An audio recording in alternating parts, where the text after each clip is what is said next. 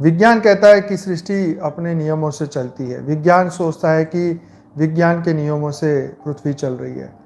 आप अपने आप को सोच के देखो, क्या आप विज्ञान के नियमों से चल रहे हो कि अपने नियमों से चल रहे हो? अपनी दुनिया खुद बना रहे हो? यहाँ तो कर्म का नियम है, यहाँ तो विज्ञान के नियम से हम नहीं चलते। हाँ, भौतिक शरीर भी विज्ञान के नियमों से नहीं चल रहा है।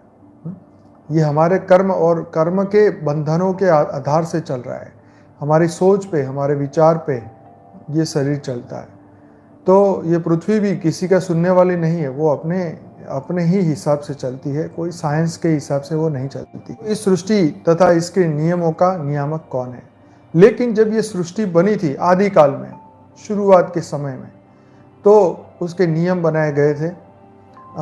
शुरू में कोई भी पानी को कोई भी लेबोरेटरी में नहीं बना सकता था, तो उसकी प्रोसेस होती है और उस प्रोसेस के बिना वो नहीं बन सकता है। घर बैठ के कोई पानी नहीं बना सकता है। अब तो काफ़ी मशीन आई है, पर लेबोरेटरी में अभी भी पानी नहीं बन सकता है।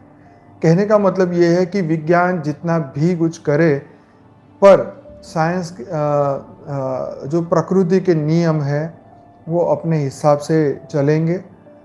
अभी साइंस समझने की कोशिश कर रही है कि कौन से ऐसे नियम हैं जिससे प्रकृति चल रही है। प्रकृति को चलाने वाला कोई तो है। तो इस सृष्टि तथा इसके नियमों का नियामक कौन है, ये आज हम समझेंगे। इस प्रश्न पर विचार करने पर इसका एक ही समाधान मिलता है कि एक अनादि नित्य सच्चिदानंद स्वरूप, निराकार, सर्वज्ञ, सर्वव्यापक, सर्वशक्तिमान, अविनाशी परमात्मा ही इस सृष्टि का रचयिता, उत्पत्तिकर्ता तथा पालक है। ये हमारे वेदों में स्पष्ट बताया है। उस ईश्वर के सिवाय ना ही कोई इस सृष्टि को बना सकता है, ना ही कोई मोक्ष दे सकता है। चाहे तुम कितने देवी देवताओं के पास धक्के खाओ, चाहे तुम अपनी बुद्धि से, तुम अपने अज्ञान से, जो भी तुम्हें समझ में आए, लेकिन करण करावनहार वो ईश्वर है। मुक्ति मोक्ष देने वाला भी वही है। ठीक है जी।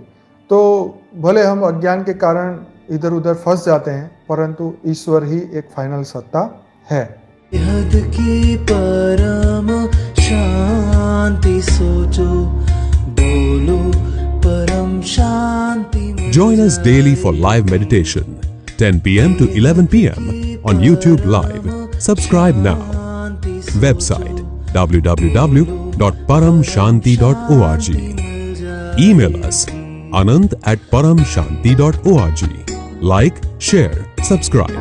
Join today. बेहद की